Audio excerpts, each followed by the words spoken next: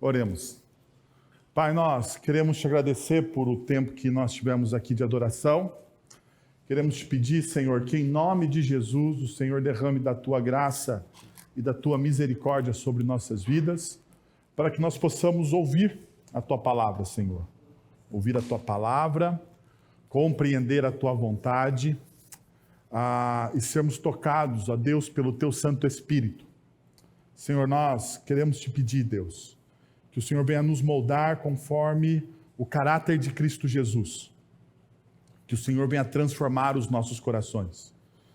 Que o Senhor faça em nós e que nós possamos viver no centro da tua vontade. É isso que nós oramos em nome de Jesus. Amém. Hoje nós vamos falar talvez uma das disciplinas mais difíceis da espiritualidade cristã.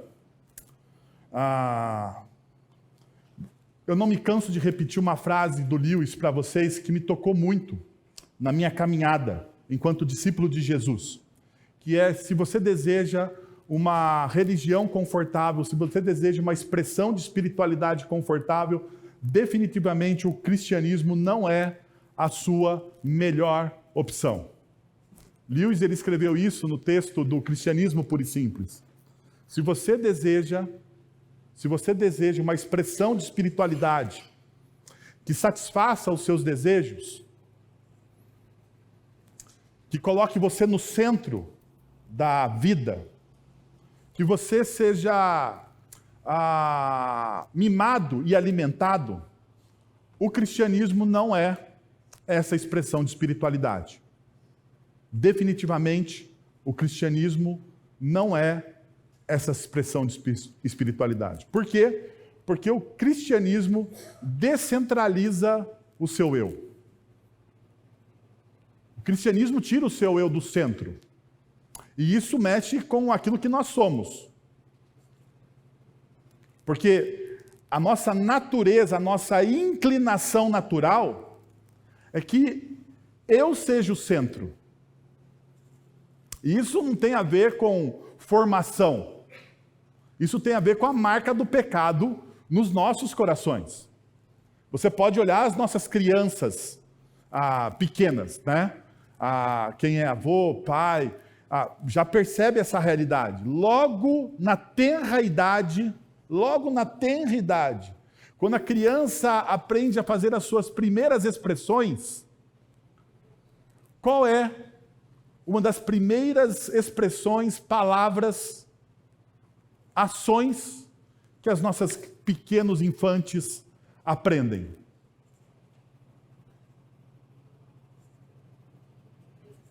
Meu.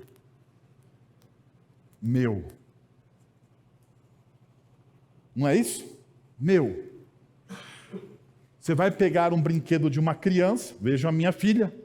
A minha filha é dona de tudo em casa, dona de tudo que está em casa. Se eu chego no final do dia em casa, depois de um tempo de trabalho e tudo, eu quero sentar na minha poltrona do papai, ligar a minha TV e ver os melhores momentos do futebol ou qualquer outra coisa, eu sento na poltrona do papai. Enquanto eu vou pegar o controle remoto que está ao meu lado, alguém já sentou no meu colo. E ela fala: é minha vez. Minha vez do quê? Minha princesa, é minha vez de assistir. A TV é minha. É lógico que eu tento argumentar com ela, mas você não comprou essa TV. Foi o papai e a mamãe que compramos a TV, pagamos em parcelas no cartão de crédito. Você não comprou essa TV. Mas, como natureza autocentrada, ela diz: é meu, mesmo que não seja. Mesmo que não seja, porque não é dela. Mas mesmo que não seja, ela diz: é meu. A nossa natureza, a nossa inclinação é para nós mesmos. É para nós mesmos. Então, a espiritualidade cristã nos descentraliza com a disciplina do serviço. O serviço ao próximo é a marca inconfundível do verdadeiro discípulo de Cristo. O serviço ao próximo é uma marca inconfundível do verdadeiro discípulo de Cristo. Uma das coisas que, ao lermos o Evangelho, nós vamos nos deparar com o próprio Cristo falando, é que pelo fruto você conhecerá o quê? A árvore. Pelo fruto você conhece aquela árvore. Se de fato a pessoa, lógico, é uma metáfora, se a pessoa tem um compromisso, é pelas suas ações que você reconhece. E muitas vezes nós, cristãos do século 21, nós criamos um legalismo sobre as ações. Você pensa, os meus frutos são que eu sou um bom rapaz, uma boa moça, um bom homem, um bom pai, um bom filho. Eu não mato, eu não roubo, eu cuido da minha família, eu pago os meus impostos. No entanto, e o serviço ao próximo? O serviço aos outros não é uma marca inconfundível do discípulo de Cristo Jesus? Não é isso que o segundo maior mandamento, segundo Jesus, no Evangelho de Mateus, nos diz? O primeiro grande mandamento é você ama a Deus sobre todas as coisas, com todo o seu entendimento, com todas as forças do seu coração, com tudo aquilo que você é. Mas o segundo mandamento, semelhante a este, não é ama o teu próximo como a ti mesmo? E o próximo ali não está vinculado a quem é da minha família, porque muitas vezes a gente acha que o próximo é o próximo que nós gostamos. Muitas vezes nós entendemos que o próximo é o próximo ao qual nós temos uma certa obrigação. Não, a responsabilidade ali é muito maior, é muito mais ampla. O próximo é o próximo que não está no seu olhar. O próximo é o próximo que não pertence à sua família. O próximo talvez seja aquela pessoa que você não gosta. E daí o Cristo nos convida a servirmos essas pessoas.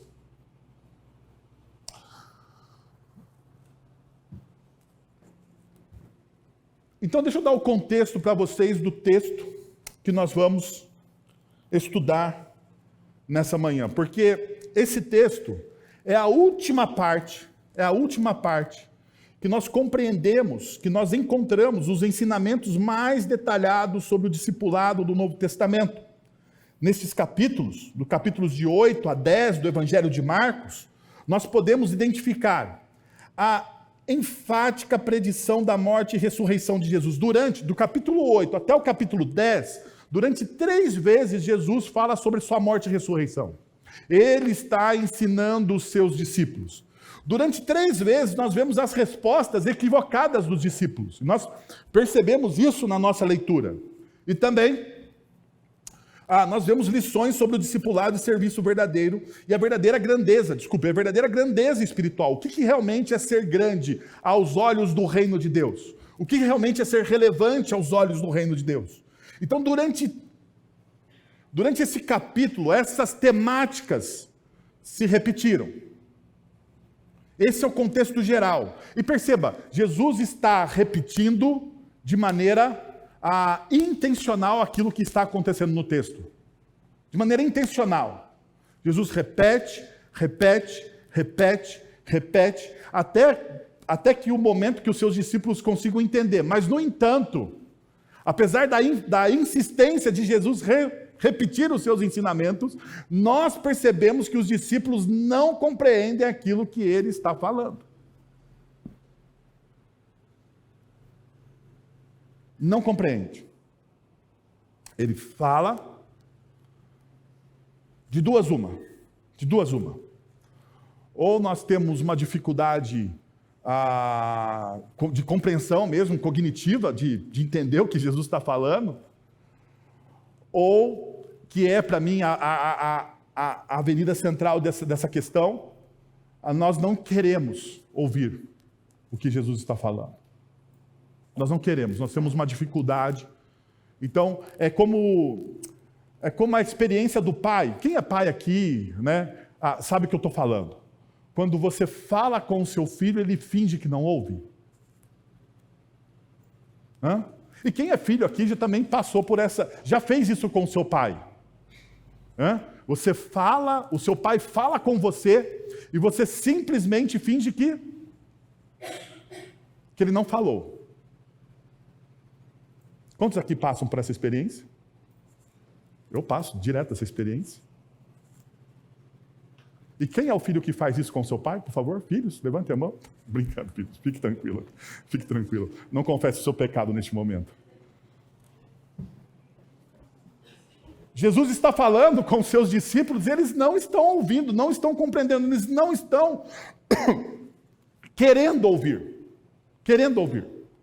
Sendo assim, eu gostaria de propor ao texto que nós vamos estudar o seguinte tema: descentralizando a vida por meio do serviço. E a primeira consideração que eu queria fazer com você é: considere o custo envolvido em ser um servo. Considere o custo envolvido em ser um servo. Porque muitas vezes nós não consideramos que seguir a Jesus tem um custo. E por quê? Porque na nossa cultura, principalmente na cultura evangélica, a gente foi tomado por uma teologia da hipergraça. Da hipergraça. Deus, ele é amor. E isso é uma verdade, não existe mentira nisso.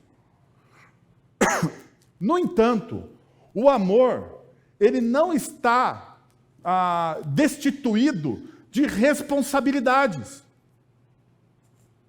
Ou está? No amor existe compromisso. No amor existe aliança. No amor existe respeito. No amor existe compreensão. No amor existe responsabilidade. No amor existe a paciência de você ouvir. No amor existe a perseverança de você ensinar. O amor não está destituído de responsabilidade. Dentro da esfera do amor, existe a responsabilidade de você servir a quem você ama. No entanto, dentro da nossa teologia brasileira, essa hipergraça retirou as responsabilidades. Deus me ama. E Deus nos ama dentro dessa hipergraça de maneira meio... Nossa... De maneira um tanto quanto bonachão. Eu amo você e está tudo bem. Eu amo você e você não precisa dar nenhuma resposta. Eu amo você. Eu amo. Isso é tão verdade na nossa realidade que discursos como "você é o centro de Jesus" reverberam de maneira a criar sucesso dentro da nossa cultura. Você é o centro de Jesus. Deus está preocupado com os seus desejos. Deus deseja ver você o quê? Feliz. Feliz. Deus está preocupado com a sua felicidade. E não que isso não seja, em algum aspecto, tenha uma verdade. No entanto, a principal preocupação de Deus não é com a sua felicidade, mas é com a sua salvação. É aonde você vai passar a sua eternidade. E tanto isso é verdade que do próprio Deus enviou Cristo para morrer por nós. A pergunta passa então a ser: qual que é esse custo? Você consegue entender qual é o custo envolvido em ser um servo de Cristo Jesus? A gente sempre pensa em algumas coisas. Por exemplo, sacrifício, dedicação, humildade, abnegação. Nós fazemos nós criamos diversos adjetivos para falar sobre esse custo.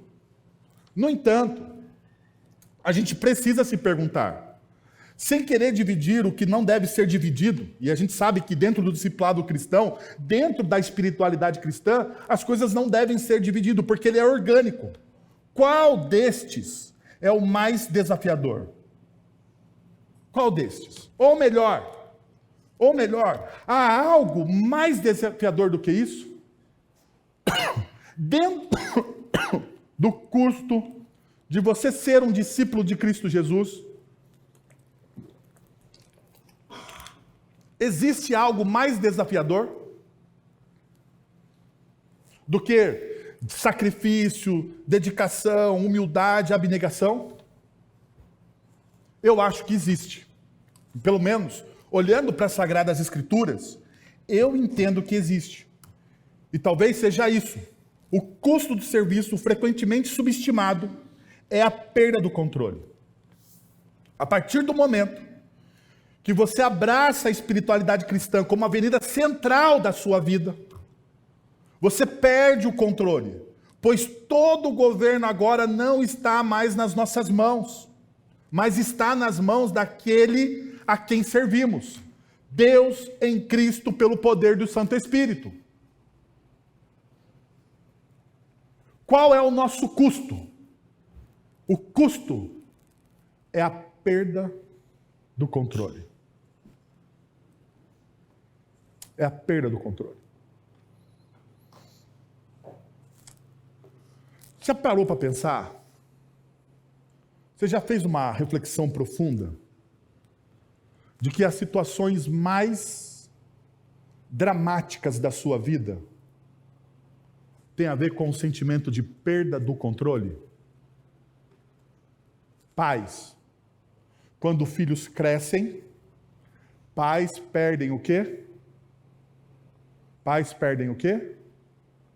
O controle sobre os seus filhos. Pais vivem vidas dramáticas a partir do momento que o meninão cresce. Toma as suas próprias decisões. E aquilo aperta o coração dos pais, não é verdade? Aperta o coração dos pais. Pais perderam o quê? O controle. O controle. Alguns dos nossos pais estão passando por isso agora. Os filhos vão escolher as faculdades que vão cursar. E tem filho que está escolhendo faculdade que talvez o pai não escolheria. E daí o pai olha e fala assim, mas será que isso mesmo? Será que esse curso... Será que essa é a vontade de Deus? Não sei se o menino está perguntando ou não. A gente não estou fazendo juízo de valores. Eu estou falando do drama do pai. Casais vivem crises homéricas quando perdem o controle sobre a vida financeira. E a sua vida financeira vira uma bola de neve. Você não consegue mais pagar, você não consegue mais guardar. Tudo que você tem, parece que no dia 5, você recebe, no dia 6, já era, mano. Evaporou-se.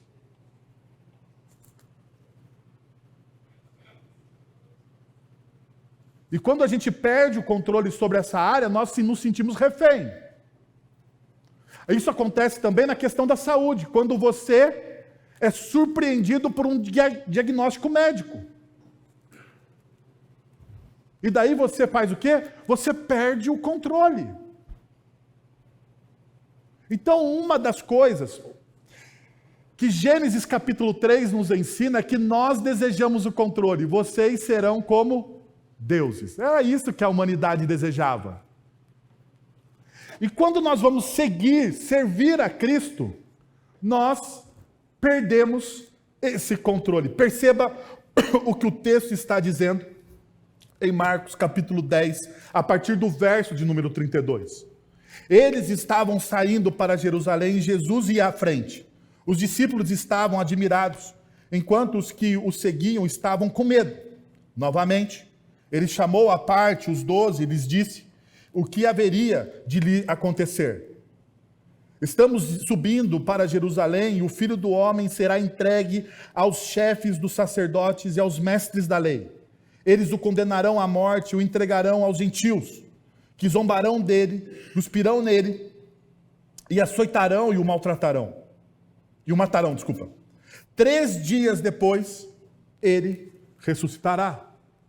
Perceba, o texto bíblico nos mostra, pelo menos na NVI, a gente já vai ver que existe uma diferença entre a tradução da NVI e a tradução da Revista Atualizada, mas o texto bíblico nos mostra que existe dois grupos.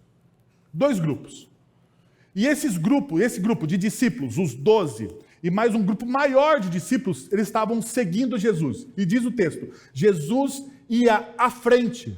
Jesus ia à frente para Jerusalém. Para Jerusalém.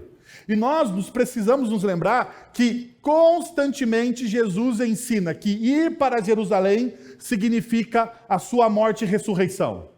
E isso não é falado somente uma vez, mas no texto de Marcos, do capítulo de número 8 até o capítulo de número 10, nós temos 3 ocorrências disso.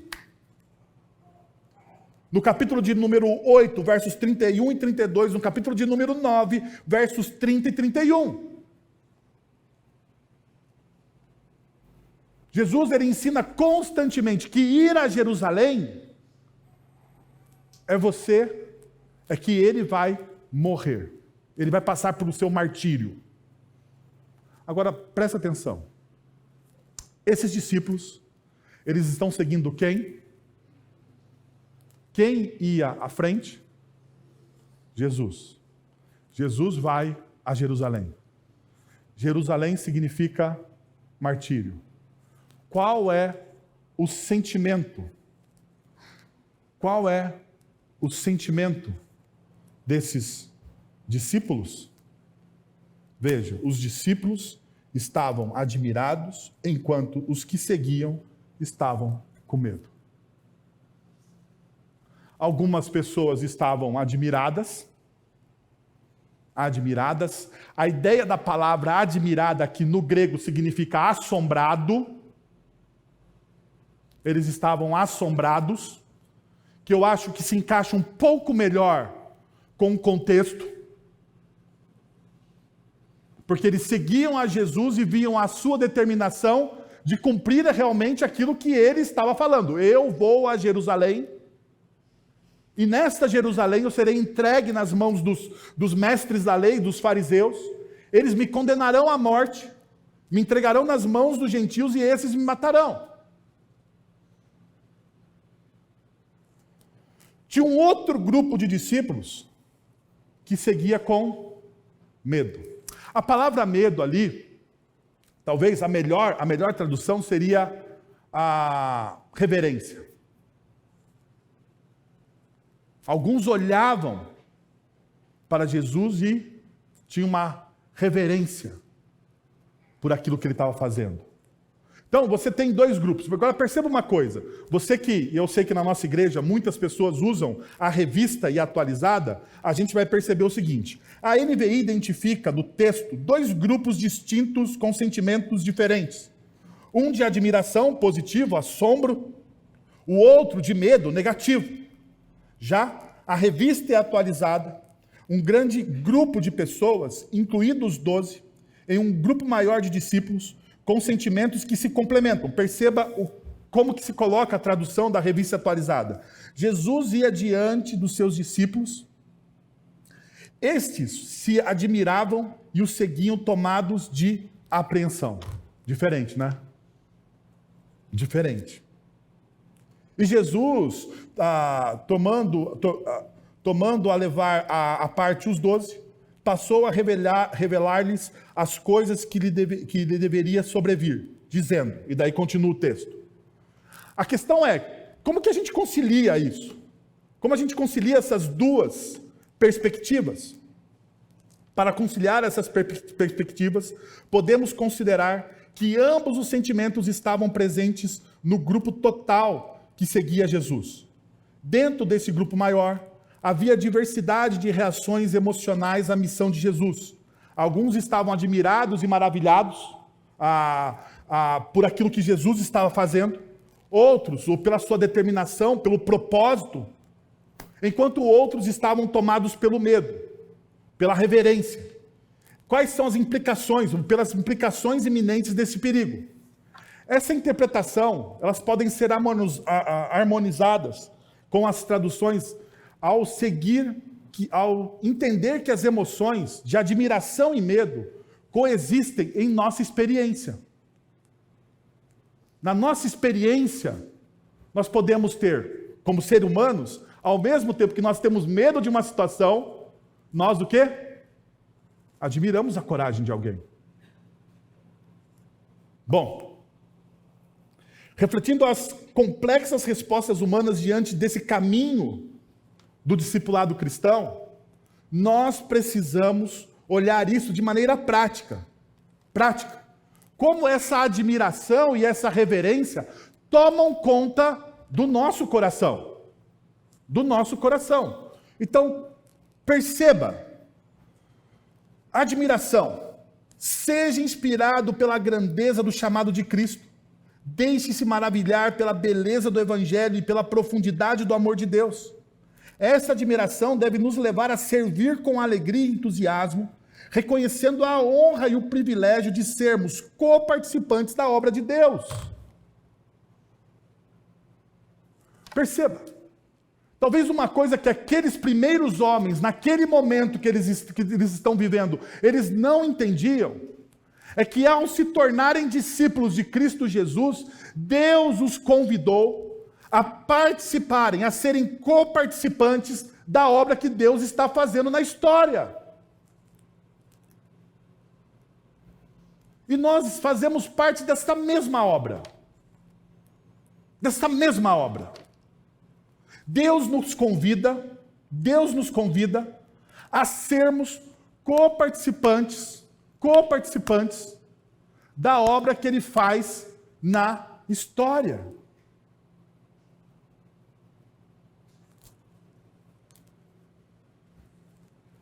Como isso toca o seu coração? Porque isso deveria não somente tocar o nosso coração, mas trazer admiração ao nosso coração. Porque Deus nos convidou para qualquer obra. Deus nos chamou para qualquer coisa. Deus nos chamou para participarmos da obra da salvação que Ele está executando na terra. Deus nos chamou para participarmos da nova criação que Ele está executando, que está em pleno curso na história. Sabe o que me assusta às vezes? O quanto nós somos indiferentes a essa realidade. Deus te convidou a algo maravilhoso, a algo tremendo. Deus te convidou a você a participar da transformação de vidas. Mas parece que isso não nos toca mais. Ou parece que isso não nos entusiasma. Ou parece que, mas isso é para pastores, isso é para presbíteros, isso é para diáconos, isso é para missionários. Isso não tem a ver comigo. Não, isso tem a ver com você. Deus convida o seu povo a ser coparticipante da sua obra. Da sua obra de redenção. Chamando isso, a essa responsabilidade, à comunidade, à igreja. Deus me convida e Deus convida você a essa realidade. Ainda, ele fala sobre o temor, a reverência. Sirva com um senso de respeito profundo e seriedade pelo que está em jogo. Reconheça a seriedade do chamado de Cristo para carregar a cruz e seguir os seus passos. Esse temor reverente deve nos levar a um compromisso sincero e sacrificial, lembrando que estamos lidando com assuntos de importância eterna. Perceba, Jesus nos evangelhos diz que todo aquele que o segue, deve carregar com ele a sua cruz. A sua cruz. tome a sua cruz e me siga. É isso que ele diz aos seus discípulos. Se você verdadeiramente quer ser um discípulo meu, você toma a sua cruz, você vem e me segue. E a gente não tem que pensar ou olhar para a cruz simplesmente como um símbolo de sofrimento. Ela é um símbolo de sofrimento. No entanto, ela também é missão e ela também é redenção. Na nossa cultura, nós olhamos para a cruz simplesmente como um símbolo de sofrimento. Nós achamos que tomar a nossa cruz é que você vai ser uma pessoa sofrida, né? Vai ter que comer aqui, desculpa, mas o adágio popular, comer o pão que o diabo amassou. Não é verdade. Não é verdade. Se a cruz ela representa o sofrimento do Cristo, ela representa a sua missão, o seu propósito. Se a cruz representa o sofrimento do Cristo, ela também representa a nossa redenção. E quando Jesus está no controle de todas as coisas, nós perdemos o controle porque nós fazemos parte dessa missão.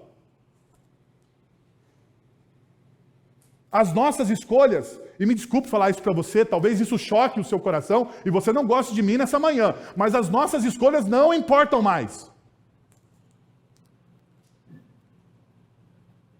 Se você se coloca em submissão ao Cristo, as nossas escolhas não importam mais. Ele está no controle de todas as coisas.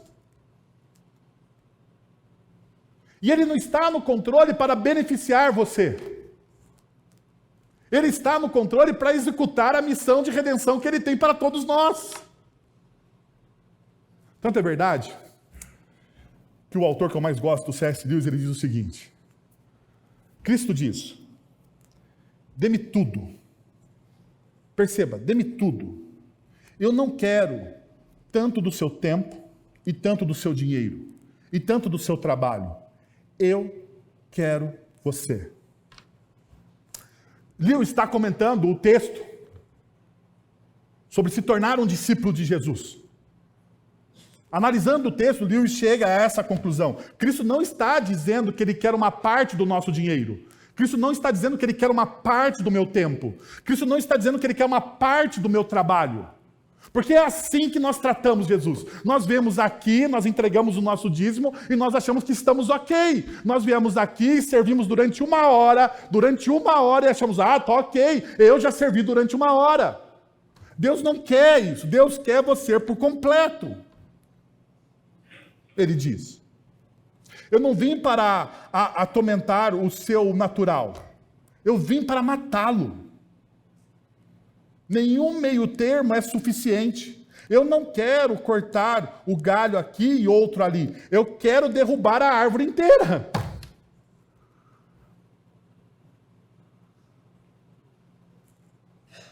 Eu não quero uma parte de você. Será que custa para a gente entender isso? Eu não quero parte de você. Eu não quero parte do seu tempo. Eu não quero as sobras que você tem para me dar. Eu quero você por inteiro. Você está dizendo que eu sou o seu Salvador. Você diz e proclama que eu sou o seu Senhor. Então, se eu sou o seu Salvador, se eu sou o Senhor, se eu paguei um alto preço por você, eu estou no controle.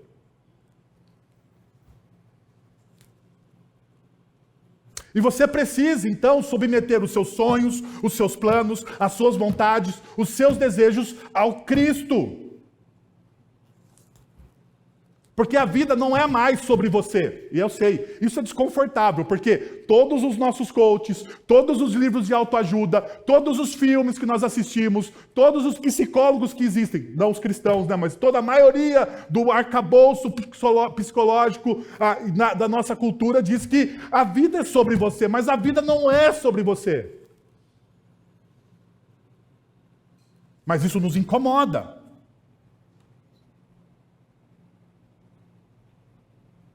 Por isso que o Evangelho diz que nós devemos nos autodescentralizar. Sairmos do centro. Por isso que uma igreja saudável diz que ela é uma igreja cristocêntrica. Que no centro dessa igreja não está o pastor. Não está a doutrina e nem a confissão de fé, está o Cristo. A doutrina, a confissão de fé, o pastor, os presbíteros, os líderes, os membros de uma igreja saudável se submetem ao Cristo, porque Ele é o centro, porque a vida é sobre o Cristo.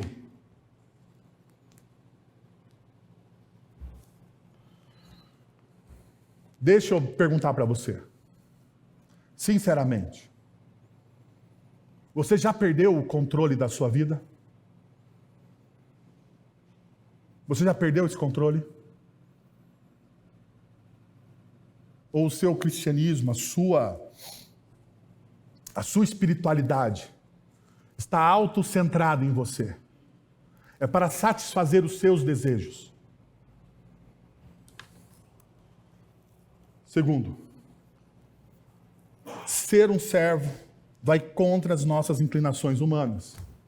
Ser um servo vai contra as nossas inclinações humanas. Não adianta. Nós, como servos de Deus, muitas vezes, somos desafiados pelas nossas próprias inclinações, pelos nossos próprios desejos.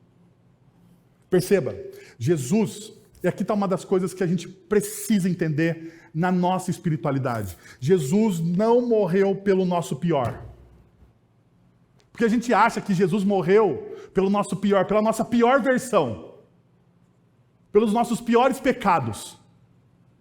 Não é assim que nós aprendemos? Não é assim que nós proclamamos? Jesus morreu pelas nossas piores coisas.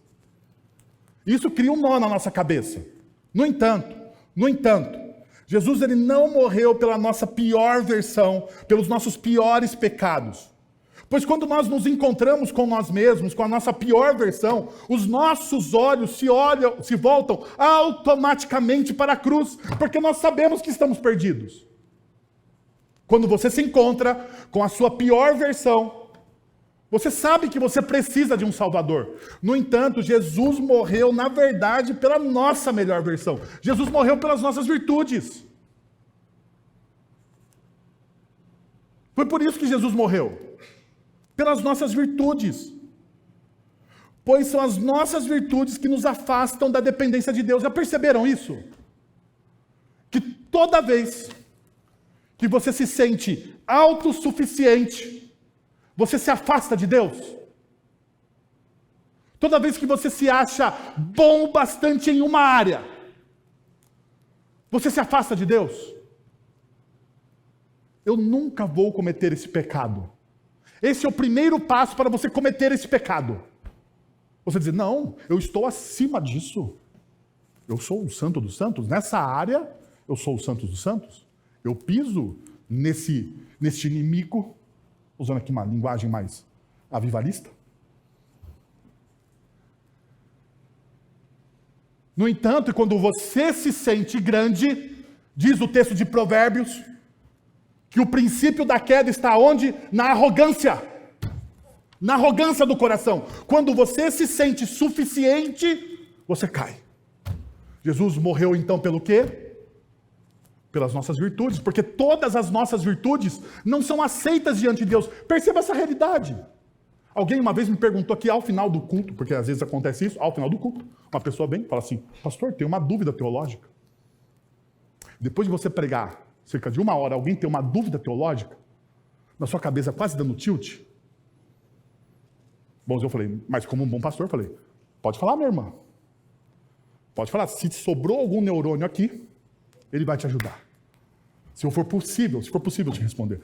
Ela falou, mesmo que a pessoa faça coisas boas, pense numa pessoa não cristã, e mesmo que essa pessoa faça coisas maravilhosas, de você tirar o seu chapéu,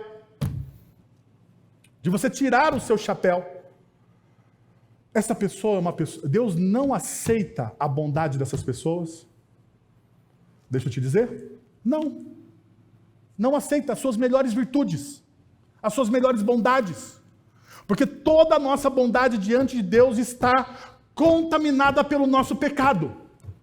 Por quê? Porque nós não fazemos aquilo que fazemos de bom para a glória de Deus, mas para a nossa própria glória. E quando nós fazemos para a nossa própria glória, é o quê? Vamos lá, igreja. É o quê? Gente boa, vamos lá. Força no coração aí. Eu sei que vocês são presbiterianos, hoje de manhã, manhã fria, mas vamos aquecer o nosso coração. É o quê? É pecado. É pecado. Toda a nossa bondade diante de Deus, exposta diante de Deus, sem a cruz de Cristo, é pecado. Sendo assim, bondade nenhuma é aceita diante de Deus se não passar pela cruz do Cristo. Então Deus morreu pelo quê? O Cristo morreu pelo quê? Desculpa, melhor dizendo, Cristo morreu pelo quê? Pelas nossas virtudes. Porque são as nossas virtudes que nos afastam do nosso Criador. Sendo assim, a gente vê isso no texto. Vou pedir a ajuda do pastor Guilherme. Preciso de uma extensão e do plug do meu computador aqui, porque falta 1 minuto para acabar. Tem que ser rápido. Falta 1% para acabar minha bateria aqui. Eu posso continuar com o celular sem problema nenhum, mas senão vocês vão perder a projeção. Diz o texto bíblico assim, a partir do verso 39. Nisso, Tiago e João, filhos de Zebedeu, aproximaram-se dele e disseram: Mestre, queremos que nos faça o que vamos te pedir. O que vocês querem que eu lhes faça? Perguntou ele. Eles responderam: Permita-me que na tua glória nos assentemos um à tua direita e o outro à tua esquerda. Disse-lhes Jesus: Vocês não sabem o que estão pedindo. Podem vocês beber o cálice que eu estou bebendo? Ou serem batizados com o batismo que eu estou sendo batizado? Perceba o que eles pedem. E aqui Marcos, ele é muito misericordioso. Ele é misericordioso com a mãe do Tiago e de João. Porque no Evangelho de Mateus diz que a mãe foi lá. Ou melhor, né? Talvez aqui Marcos é mais complacente com Tiago e João, porque eles não são aqui retratados como os filhinhos da mamãe. Agora veja, eles acham, mestre, queremos que nos faça o que vamos te pedir. O que eles pedem? Permita que na tua glória, no teu momento de glória, nós assentemos um à tua direita e o outro à tua esquerda. Pergunta: qual é o momento maior de glória de Jesus aqui na cruz do Calvário? Eu já respondi. Qual é o maior momento de glória na história de Jesus? É a cruz do Calvário. Vocês perceberam que eu fiz a pergunta respondendo, né? Mas é a cruz do Calvário. E olha só o que eles estão pedindo. Eles estão pedindo a glória do Cristo. Qual é a visão que eles têm deles mesmos? Eles não se acham virtuosos o bastante para participar dessa glória, eles se acham. Tanto que Jesus diz para eles: vocês não sabem o que vocês estão pedindo. Ah, meus irmãos, quantas vezes a gente pede coisas que nós não sabemos, nós não deveríamos pedir. Quantas vezes nós pedimos coisas baseadas nas nossas virtudes? Quantas vezes nós pedimos coisas que nós achamos que merecemos e, na verdade, nós não merecemos? Porque essa é a visão desses homens aqui. Me desculpem vocês, mas eles acham que merecem algo a mais do que os outros. E se você ler o Evangelho de Mateus, você vai perceber que Jesus prometeu para eles tronos. Tronos para aqueles 12 primeiros homens. Mas esses dois aqui estão achando que estão acima dos outros. Quantas vezes nós somos enganados pela falsa visão que nós temos de nós mesmos? E daí o texto continua. Perceba. Podemos, responderam eles. Olha só a arrogância deles. Vocês podem participar do meu batismo? Vocês podem participar daquilo que eu estou participando? Vocês podem beber o cálice? E eles nem se atentaram para a teologia do texto. Vocês podem beber o cálice da ira de Deus? O que eles dizem? Podemos. Responderam eles. Jesus lhes disse: vocês beberão o cálice que eu estou bebendo e serão batizados com o batismo com que eu estou sendo batizado. Tiago foi o primeiro a ser martirizado por Herodes. Capítulo 12 do Evangelho do texto de Atos. Mas, ao assentar-se à minha direita ou à minha esquerda, não cabe a mim conceder. Esses lugares pertencem àqueles a quem foram preparados. Quanto os outros ouviram essas coisas, ficaram indignados com Tiago e João. Eles ficaram o quê? Indignados. Eu fico perguntando se eles ficaram indignados porque Tiago e João foram os primeiros a pedir aquilo que todo mundo queria pedir. Eles simplesmente tiveram coragem de falar aquilo. Sabe quando a pessoa tem coragem de fazer aquilo que os outros não têm? E a gente também fica indignado. Às vezes a gente passa por isso, né? A gente vê alguém fazer algo que a gente queria fazer e a gente fica indignado. Por que você fez? Daí a gente começa a criticar. Era isso que estava acontecendo nesse momento da história. E o texto continua. Jesus os chamou e disse: vocês sabem que aqueles que são considerados governantes nas nações as dominam, e as pessoas importantes exercem poder sobre eles. Não será assim entre vocês. Ao contrário, quem quiser tornar-se importante entre vocês deverá ser servo, e quem quiser ser o primeiro deverá ser escravo de todos. Escravo de todos. Pois nem mesmo o Filho do Homem veio para ser servido, mas para servir e dar sua vida em resgate por muitos. Perceba, não será assim entre vocês. Olha, na concepção mundana, na concepção secular, as pessoas exercem poder para influenciar. Exercem poder. Mas entre vocês não será assim. Não será assim. Não será. Entre vocês será o espírito do serviço. Será o espírito do diáconos, do doulos, do escravo. Daquele que serve, do garçom, daquele que promove o crescimento do outro. Diante de vocês, assim com vocês, não será assim. Não será. A pior marca de uma igreja é quando entre a liderança da igreja existem disputas. A pior marca de uma igreja é quando entre os ministérios de uma comunidade cristã existem disputas.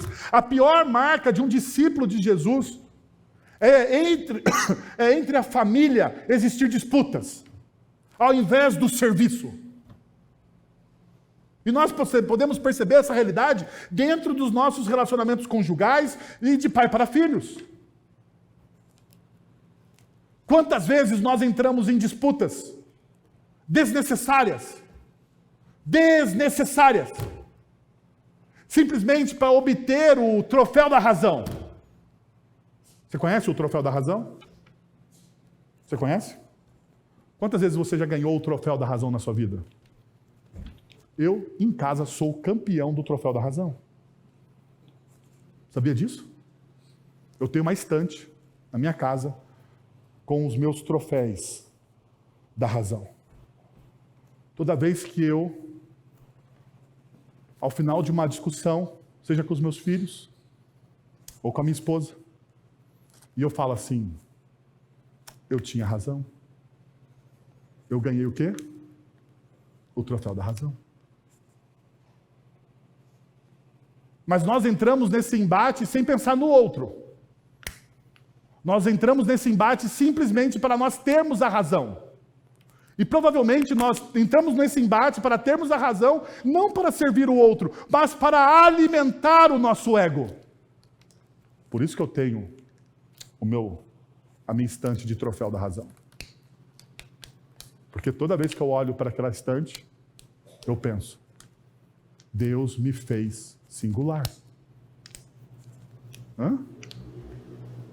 Deus me fez bom. Deus me fez bom e jogou a forma fora? Porque eu sou o único que tem a razão? Mas não é assim? Entre nós, nos nossos relacionamentos, eu estava certo. Porque o importante não é você estar certo. O importante é você humilhar aquele que estava errado. Então não adianta você estar certo, e humilhar a pessoa. Porque você não serviu a pessoa. A sua certeza só alimentou o seu ego, que já está inflado. Por isso que eu sou uma pessoa humilde. O texto continua e a gente percebe o final desse texto. Pois nem mesmo o Filho do Homem veio para ser o quê? Servido. O Filho do Homem não veio para ser servido, mas o Filho do Homem veio para servir.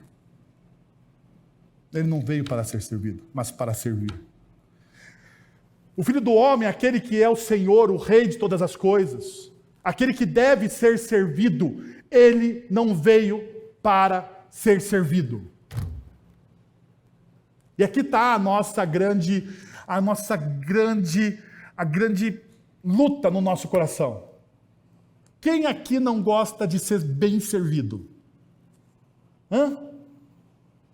Quem não gosta de ser bem servido? Quem não gosta?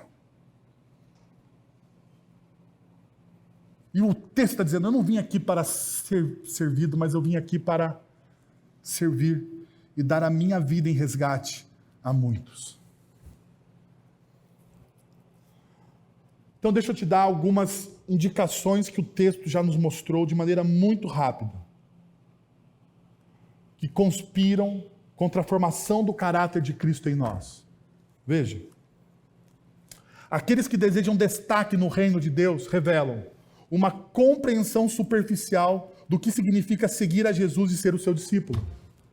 Se você deseja destaque, se você deseja ter a razão, se você deseja ser servido, você não entendeu o que significa seguir a Jesus e você não entendeu o que significa ser discípulo de Jesus. O verso de número 38 diz, vocês não sabem o que estão pedindo, vocês não entenderam. Jesus olha para aqueles homens e diz, vocês não entenderam. Vocês estão pedindo algo, vocês têm uma visão superficial do que eu estou fazendo na história. Será que nós também não temos essa visão superficial do que Jesus está fazendo da história e por isso então nós não nos engajamos em serviço dentro de uma comunidade cristã? Uma outra realidade, que aqueles que desejam destaque no reino de Deus revelam uma visão distorcida de como Deus mede a grandeza. De como Deus mede uma pessoa que realmente é grande no seu caráter. No versos 42 a 44 nós vemos essa realidade. Jesus chamou e disse, vocês sabem que aqueles que são considerados governantes entre as nações e as pessoas importantes exercem poder sobre elas, mas não será assim entre vocês. A grandeza está no serviço e não está na influência. Ainda, aqueles que desejam destaque no reino de Deus revelam uma visão distorcida de como mede a sua grandeza.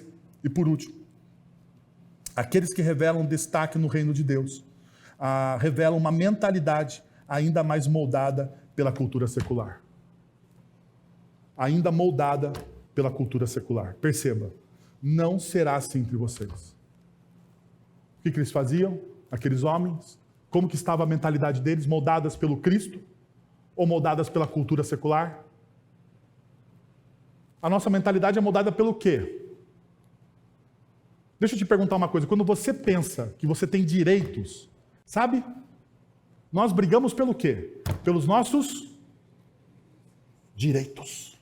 É a coisa mais falada hoje. Eu tenho os meus direitos. Mudou, né? Agora é lugar de fala. Lugar de fala. Ficou bonito. Ficou chique. Eu tenho lugar de fala. Em outras palavras, eu tenho o quê? Prioridade. Meus direitos. Meus direitos. Ninguém pode se intrometer. Eu tenho os meus direitos. Perceba. Nós estamos sendo moldados, não pela mentalidade do reino de Deus, mas pela mentalidade da nossa cultura. Nós gostamos tanto. Já percebeu que nós gostamos de uns textos que não fazem aplicação prática para as nossas vidas? Quer ver? Romanos 12:2. O que diz Romanos 12:2? O que diz Romanos? Vamos lá.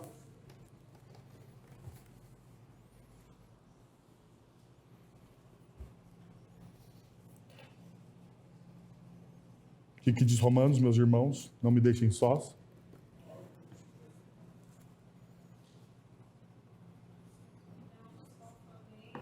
Não vos conformeis. Nossa, vocês não gostam desse texto? Não. Pela renovação da vossa mente. A gente gosta do final do texto. Qual que é o final do texto? Para que experimenteis qual seja a boa, agradável e perfeita Vontade de Deus. Deixa eu fazer uma pergunta aqui para vocês. Quem quer aqui experimentar a boa, perfeita e agradável vontade de Deus? Levante a mão aqui, por favor. Levante sua mão. Eu quero experimentar, pastor, nessa noite. Vem aqui nessa manhã. Vem aqui na frente. Eu não vou fazer isso não. Fique tranquilo, não vou fazer isso não. Todo mundo quer experimentar. Mas quem quer ter a mente renovada aqui? Quem quer ter a mente transformada aqui, como a de Cristo Jesus? Porque para você experimentar a boa, perfeita e agradável vontade de Deus, você precisa ter o quê? Você precisa ter o quê? A mente o quê? Renovada. Não é sobre você a vida, é sobre Cristo. Deixa eu te dar algumas lições e a gente encerra por aqui. Primeiro, o verdadeiro custo do serviço é a renúncia ao controle sobre nossas vidas. O verdadeiro custo do serviço, o verdadeiro custo do discipulado é a renúncia ao controle sobre as nossas vidas, entregando tudo nas mãos daquele a quem servimos. Nosso serviço deve refletir a admiração pela beleza do Evangelho e a obra da redenção. A reverência sacrificial ao entregarmos diariamente o nosso eu no altar do Senhor. Todo dia, a partir de hoje, eu e você temos uma missão. Todo dia você vai chegar e falar assim: Senhor, eu entrego o meu eu no seu altar. E mata ele. Pode matar o meu eu. Pode matar o meu eu. Eu não quero metade, eu não quero dar metade, eu quero dar tudo para o Senhor. Porque eu quero experimentar a boa, perfeita e agradável vontade de Deus, então eu vou fazer isso. Que tal fazer essa oração toda manhã? Não sei se você sabe, mas essa oração está no Pai Nosso. Senhor, venha o teu reino sobre a minha vida. Está vendo? Você ora e não sabe o que significa, né? Venha o teu reino, Senhor, sobre a minha vida. Venha o teu reino. Seja feita não a minha vontade, mas seja feita o quê? A tua vontade. Que a tua vontade seja plena e perfeita nos céus e aqui na terra, na minha vida, que a sua vontade, como ela é plena e perfeita nos céus, ela seja plena e perfeita na minha vida. Que tal você orar o Pai Nosso assim, a partir de hoje?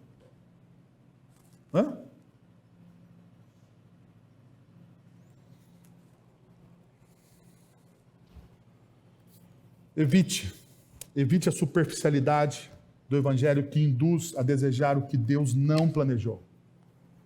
Perceba, aqueles discípulos desejaram o que Deus não planejou para eles.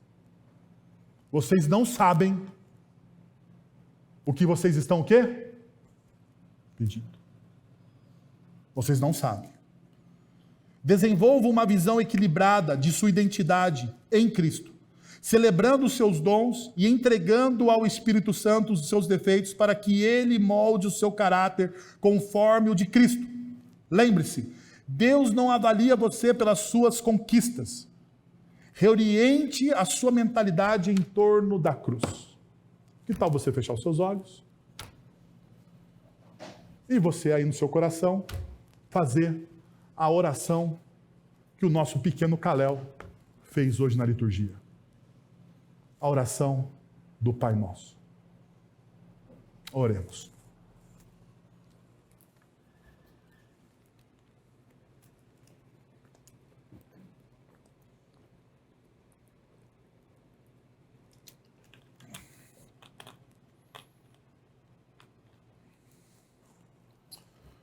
Pai, nós estamos na Tua presença, Senhor, e acabamos de ouvir a Tua palavra, Senhor.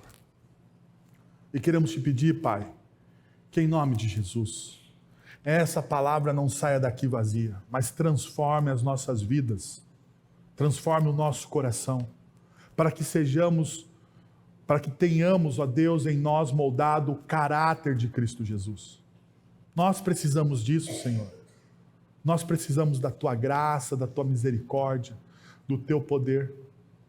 Livra-nos, ó Deus, das nossas bondades. Livra-nos, ó Deus, da nossa autossuficiência, de estarmos centralizados em nós mesmos e desperta em nós o desejo de servir o próximo, Senhor. Retira de nós essa ânsia por termos os nossos direitos preservados, mas como Cristo, ó Deus, que nós possamos entregar-nos ao serviço e ao amor ao próximo. Em Cristo, servindo ao Senhor, ó Deus, para a honra e glória do Teu nome, para que Jesus seja exaltado, para que possamos experimentar como no nosso privado, mas também como comunidade, Senhor, a boa, perfeita e agradável vontade de Deus. Nos ajude disso. É isso que nós te pedimos, Jesus. Amém. Vamos receber a bênção do Senhor agora. Queridos irmãos e irmãs, que a graça de nosso Senhor e Salvador Jesus Cristo esteja sobre vocês. Que o amor de nosso Deus e Pai os acompanhe. Que o poder, a ação do Santo Espírito fortifique o coração de vocês, agora e para todo sempre. Amém.